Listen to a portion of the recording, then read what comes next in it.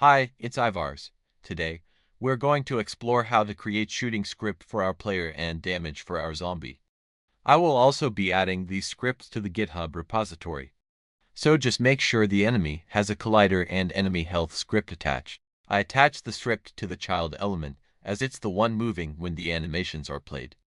I also have added colliders to arms. Next is to make sure we have tags. Player should use a tag player and enemy tag enemy.